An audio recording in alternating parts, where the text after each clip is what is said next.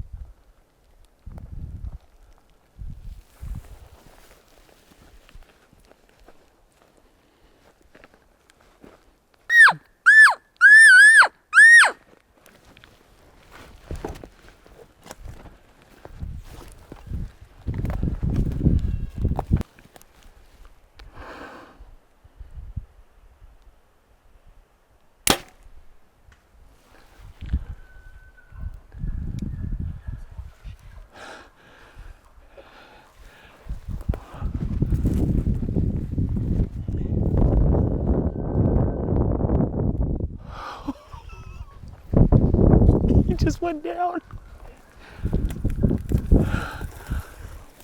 Holy hell. Dude. 70. Yeah. Just drilled him. Dude, thank you so much. Yes. Got the herd bull.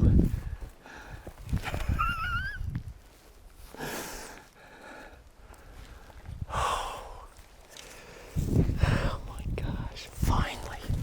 It finally happened. Gosh, Chase did an awesome job. Oh. Dude, we have been hunting. Is this day 8? Day 8. Jason. I am so thankful.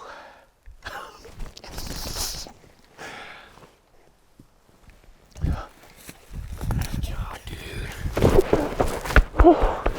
Did you see that second shot? Just the first one. First one would have killed him. Second one was 70 yards. I had him right here, and I just stuck him.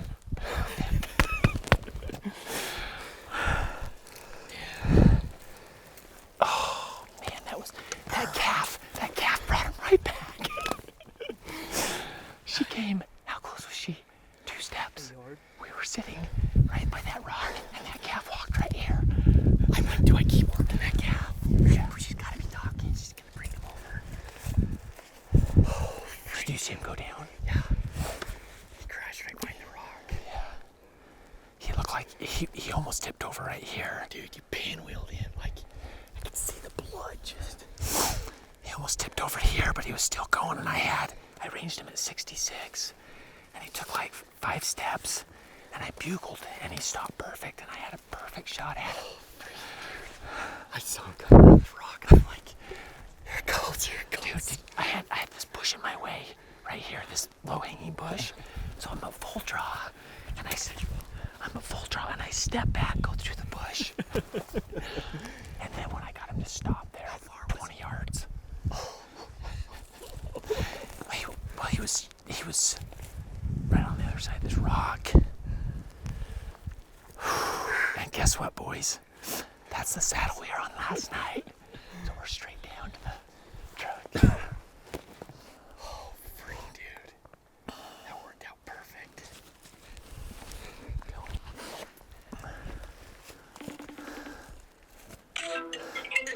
Holy, hey, what's up, brother? Holy freak. Unbelievable. We haven't even gone up to him yet. We shot him. I shot him at like 20 yards. He was screaming and chasing. A calf came back by us at 2 yards, and he was down in the trees, and he got so pissed off. He came back, and I shot him, and I thought he was going to drop within seconds, but he stayed up, and then he gave me a 70-yarder, and I just drilled him, and then he fell over. Oh, man. So we're up here. There's the saddle just above camp. Yeah. So you know where they were all filtering through the other day? Up on just below the mountain? Yeah. Yeah, right there is where I killed him. Right there. You think it's the same bull? Yeah, well, maybe. He's a nice 6. Yeah. We're gonna go down here and find him, and then I'll FaceTime you again.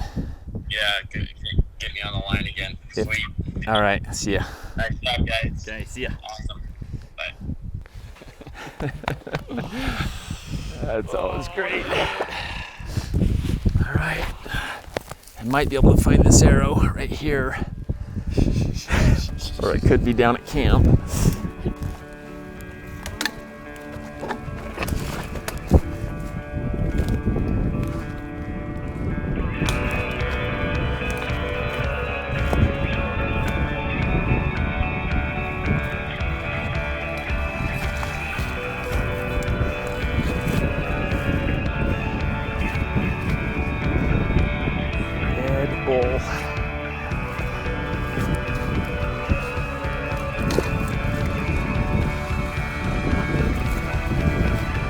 Heavy.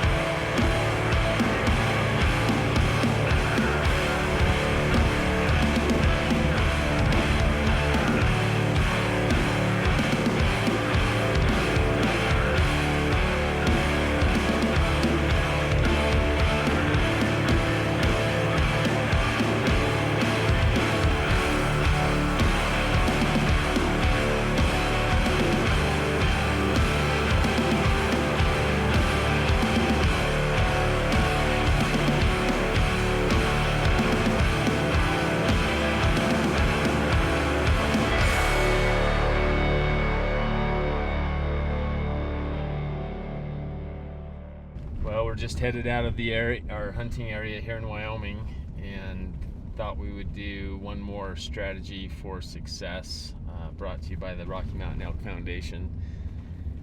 There was a podcast recently, I think Elk Shape did it. Corey Jacobson was on there and a few others. They were asking, is perseverance more important or is elk knowledge more important? And on this hunt, maybe I don't know much about elk, but perseverance was definitely critical in having success. Also, the shape of what the elk were doing changed dramatically from the beginning of the hunt to when we got this bull. So even though we had knowledge, one of the things we were discussing is we would let out some bugles and we wouldn't get a lot of response when we got really aggressive with a lot of different elk sounds, and it seemed to fire up the bulls, and then we started having more success. So those are just a few things that help play into the success today, and then just sometimes a little luck and being blessed. So we were able to get the bull, and that's our strategies for success.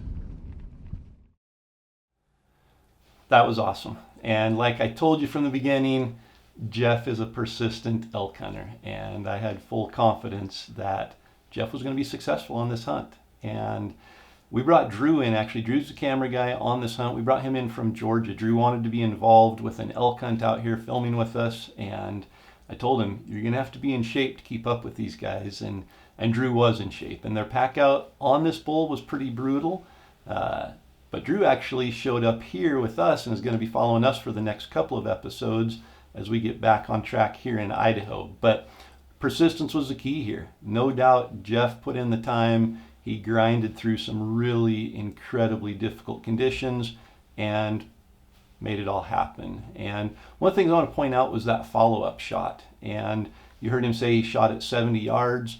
We practice out to 100 yards. And never would I ever take a long shot like that as my first shot, but those follow-up shots can be so vital. And, you know, if you get an arrow in an elk and he runs out to 60, 70, 80 yards and is standing there, I always stress the importance of getting another arrow in that elk. Sometimes those elk are tough animals, and they're going to go for a half mile before they actually die or bed down. Depending on where you hit him the first time, you might not have a good blood trail. And so that second shot, that follow-up shot, third shot, fourth shot, just keep shooting until you're out of arrows or the elk's there. And again, stressing the importance of this is after you've shot the elk. And in no way would I say if an elk ran out to 100 yards and you missed him the first time, you should start flinging arrows out there. But those follow-up shots can provide you with additional blood for a blood trail, or like you saw in this case, it drops the bull right there. That second shot put the bull down immediately. So always look for those opportunities to take a follow-up shot if you've got an arrow in that elk, and increase the likelihood of the elk going down faster, of having more blood, which is our goal, to put that elk down as quickly as we possibly can. So, well, I know everybody's been waiting. You've stuck with us through the last several episodes. I think we've been on a dry spell of about 13 episodes without a kill. And I know that the harvesting of an elk and the successfully notching a tag is not what everybody's here to see, but certainly brings some excitement and some success to the series. And for sticking with us so long, we're giving away a YETI 210 cooler tonight. So just comment down below. Somebody is going to win the YETI 210 cooler, and we're going to give away a second package, which includes our daily package number 2 of the YETI Rambler, the MTN OPS Ignite, and the Gerber Vital knife. And you saw Jeff there break out his Gerber Vital and get to work on his elk. And so we're giving that package away to one winner. The other winner is going to win the YETI 210 cooler. And again, to enter, all you have to do is comment below. And you can get a second chance in every giveaway by going to elk101.com/Destination Elk. And we've got some amazing stuff coming up. Since you stuck with us for the last 13 days and you're still here, you are going to be rewarded over the next 6 or 7 episodes. And I don't want to give away a whole bunch, but let's just say we make up for that dry spell in a big way.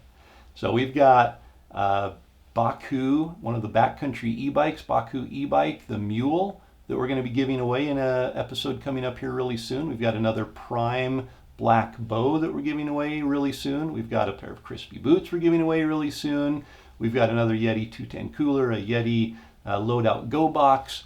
All of these in addition to the daily packages are coming up here, and it's going to be a good stretch of elk hunting content if you like to see successful hunts coming up over the next week or so. So come back tomorrow night at the same time, and if you haven't subscribed to the Elk101 YouTube channel, just go right down there, click the subscribe button, hit the little bell there, and it's going to allow you to receive notifications so that you can see every time a new video drops right here on the Elk101 YouTube channel. And thanks so much for joining us. If you want to follow Jeff and Mark and what they do, their Instagram handle is at Skousen Bros Live, and Skousen is Skousen, Bros BROSLIVE. You can follow them. They have some awesome content. They film a lot of their hunts, and they just get after it, usually in the backcountry, always on public land, and awesome guys to have on our team. Super excited that we're able to share their hunt with you here in Destination Elk V2, and leave a comment below. Let us know what you think about the Skousen brothers, and if you want to see more of them in the future.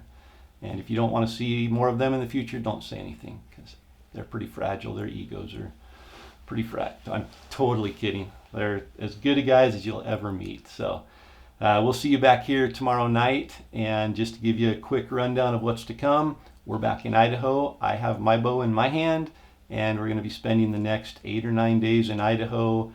Donnie's already tagged out here, so it's going to be just me on the bow. And we're going to mix in my daughter Jessie, who's 14, wants to shoot her first elk with a bow. So we're going to spend a few days hunting with her over the next week and a half. And after that, we're going to head to Montana. Well, let me back up a bit. We've got a couple rifle hunts here in Idaho with my youngest son, Sam. Then we head to Montana for a rifle hunt with Randy Newberg.